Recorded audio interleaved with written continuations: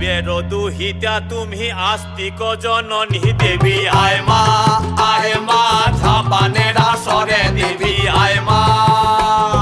শিবের দুহিতা তুমি আস্তিক জননী চরত কাঠ মুনির পত্নী বাসকি ভগিনী দেবী আয় মা ঝাপানের আসরে দেবী আয় মা ঝাপানের আসরে তুলায় পড়ে কাতর হয়ে ডাকেছি তোমারে দেবী আয় মা।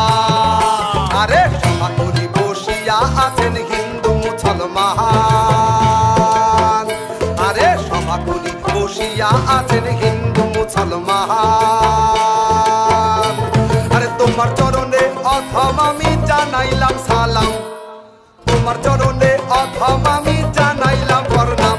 হে মা যতে বৈষ্ণব